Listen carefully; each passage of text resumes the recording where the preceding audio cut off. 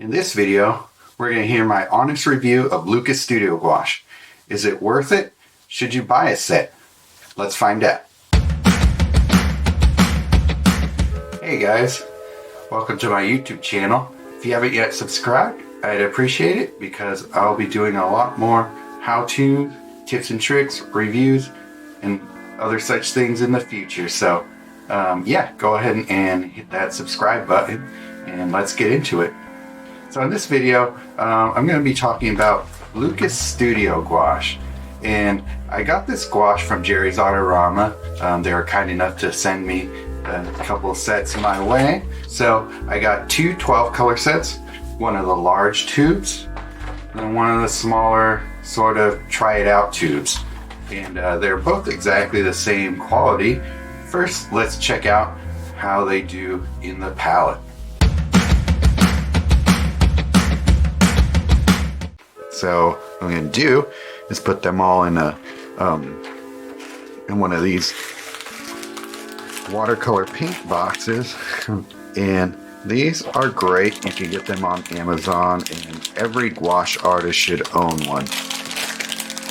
It's got 24 wells, and you can keep your paint moist inside of it for days. And it's got this silicone little thing that it's like a gasket that keeps the moisture inside of it. So let's go ahead and start to put these in our set. So we got 12 colors. Those are the full-size tubes, and these are the I guess more trial size tubes. So this set is probably a lot less expensive than the other one, but I think it's all the same colors. If not, we'll check.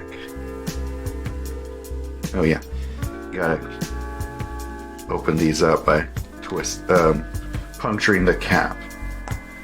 Let's go ahead and get this going. A lot of that in there because we're going to use a lot of white anyway. Primary yellow, cadmium yellow light hue, which is probably not going to be as opaque as our standard cadmium yellow light, but that's alright. Hopefully. Got some yellow ochre here. Cadmium red deep hue. Usually use cadmium red deep, but we'll see how it works for us. Already what I'm noticing is when I squeeze these tubes, there's actually kind of a pocket of air at the bottom of them, so it seems like you're getting a little bit more gouache than you actually are, unfortunately. Primary red magenta. I don't know what they call it, primary red ones. And then the I guess German words for it, this is primary red magenta. That's kind of weird. Violet bluish. So each of these I'm just doing one squeeze of my thumb. Ultramarine deep. So some of these colors I'm already noticing that they're settling into the thing. And what we're going to do is mix a little bit of water into them to get them to the consistency that I like, but they're already actually kind of close. This is a primary blue cyan, close to like a cerulean. Permanent green deep. Sienna, staple color of mine, so I'm glad that's in here.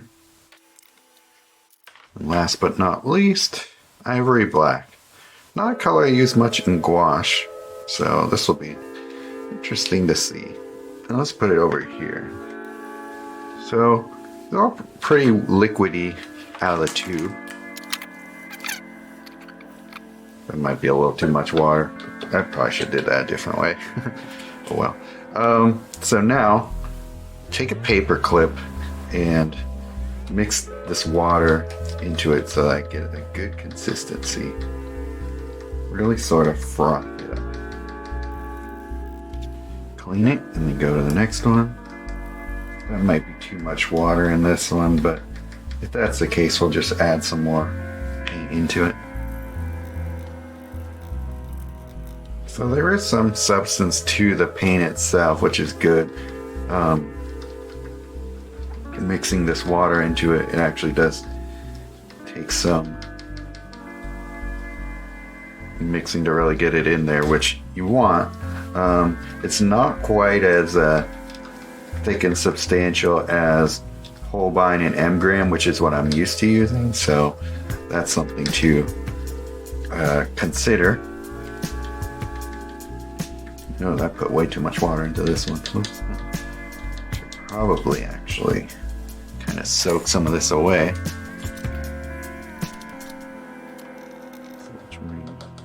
Deep going. This one seems to be the thickest consistency out of everything I've mixed so far.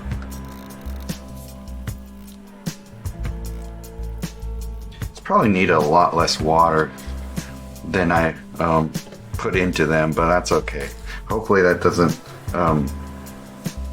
affect the paint consistency too much, but if that is the case, then always just kind of soak up some of the water with a towel of some sort.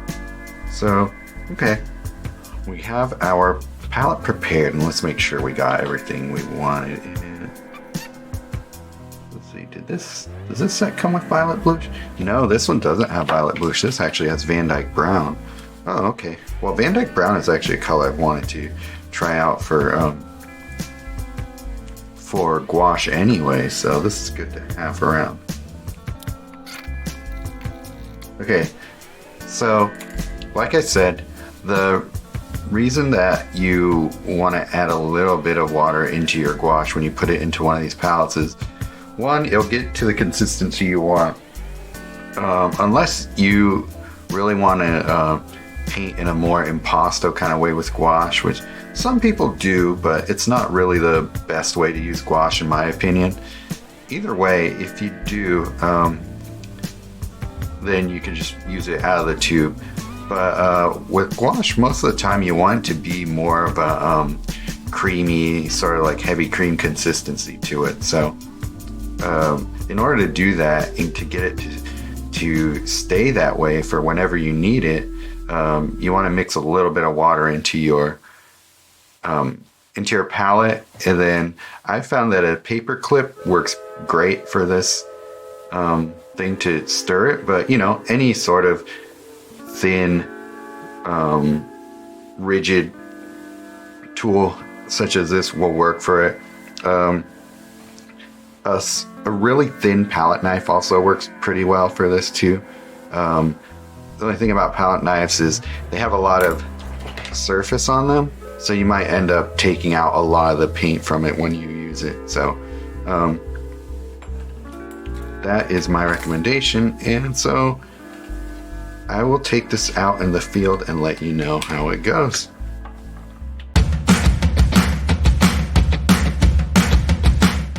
Okay, so I've gone out and done a handful of paintings now, and I can really talk to you about what I think of the paints themselves. So this is the first one I did, which was actually a painting from a photo that I took when I was in Big Sur recently, and I was painting on a really heavily textured paper here, actually one of the more textured papers I've probably ever worked on, and what I noticed right away was pigment load. Definitely less pigment overall than some of the other brands that I'm used to using, so that took a lot of adjustment. I noticed that the binder itself felt a little different than other brands I'm used to. I'm wondering if they have a different sort of formulation for what they use as a binder in this paint. I'm not sure what it is, but it actually felt a little bit more like acrylic. It wasn't like so much like acrylic gouache or anything like that, but like actual acrylic. So that was one of my early observations. I noticed also, maybe it is this binder, that the strokes tend to be really short, meaning that when you drag your brush across whatever surface you're painting on, that the paint kind of runs out of the stroke pretty quickly. Like, you don't get long strokes from it like say a watercolor does. It's really short. So that took a lot of getting used to as well. I was doing a lot of different things to try and get around that, and just, I mean, it's a pretty decent little painting here. The colors in the paints themselves are pretty bright. I was pretty happy about that. The pigments, even though they're not a high pigment load comparatively, the pigments themselves are pretty bright, pretty clean, and I enjoyed that. Once I was done with the rough paper, I went out to do a sketch with Vanessa. We went to a favorite park of ours called Shiloh Ranch Regional Park. And so I was doing this little evening scene and did this painting from life. So this was a kind of a cold-ish, windy day. So I wanted to see how the paint would deal with that. And a lot of the same issues I found while dealing with the painting from a photo, that short strokes, the paint sort of gummed up a bit when I was out there, so it took a lot of layering to get the opacity that I wanted. But at the same time, I kind of used that to my advantage by doing a lot of scumbling and dry brushing to get some of these more textural effects that I have on there, to do some layering. I found that this gouache is pretty good for layering. That same sort of acrylic-y sort of feel that it has actually lends itself to doing more dry brushing and layering colors on top of each other. On the initial first stroke, you might find that the pigment load is a little bit lacking, but once you build it up, you can get some pretty good color out of it, so I was fine with that. At this point, after doing this painting, I was like, color's pretty good. I could see myself using this gouache for little color studies, though I do prefer my more tried and true brands for painting out in the field. But I thought, okay, maybe it's not very well suited for really textural paper. Like, this is a what do you call it? This is a Strathmore visual journal. I really like these books. I'm probably going to do a full review of this book once I'm done filling the pages up, which I'm getting close to. So be on the lookout for that. But I thought I would try instead some hot press paper. So I did these. I went out with Vanessa again yesterday. There's a beautiful little swimming hole near where she lives, and we've gone out there to paint a number of times. So that's what I did with these. This was on Fluids hot press paper, and I'm glad I did this because I haven't really been giving hot press paper enough of a chance lately, and I found myself really enjoying the feel of it. Pretty decent weight of paper on it, so it was nice. It was a pleasant experience to work on this paper. So how did this paint work on a smoother paper? I did find that some of the problems I had were still there in this paper. I still found the strokes being kind of short, found it hard to layer, and the pigment load, all those things, but it did fare a little better. I was able to do some more with the brushwork on these paintings. So I'll first start with this one. This one was the one I painted first. So this one I tried to paint in my normal way I would paint as best as I could, and I'll talk not so much about the paint handling, which I think I've covered enough at this point to give you a pretty good feel for it, but the pigments themselves and the color selection. So I mean, it is a trial set more or less, so they're not going to give you pure like cadmium pigments, but I'm so used to using cadmiums in my regular sets that using a synthetic pigment took a lot of getting used to. The yellows and greens aren't nearly as opaque as I'm used to them being. So it did take some adjustment to get used to that, and I found myself really struggling to get the colors I wanted, because when I would mix them, they would really sort of lose their character really quickly, which I was a little bit bummed out about. So after a while, I found myself using a lot more pigment straight out of the tube, because I found myself, when I would try mixing to get the colors I was after, they just kind of lost their character really easily. And that was a bit of an eye-opener, and I was wondering, a lot of students struggle with color mixing and making their paint look muddy, and I'm wondering, maybe they're just not using the right pigments a lot of the times, because being somebody who has been doing color mixing for such a long time, I'm really used to the way my particular paints behave, that when I would treat them in the same way, I was not getting the right results. So that made me think, okay, I need to really adjust my way of painting to accommodate this set of paints. So that led me to trying this one, which was the same place, just a different scene in the area. And what I was trying to do with this one is use a lot more pure paint, not a lot of color mixing going on in this one. And what I found was that I still need to use a lot of pigment.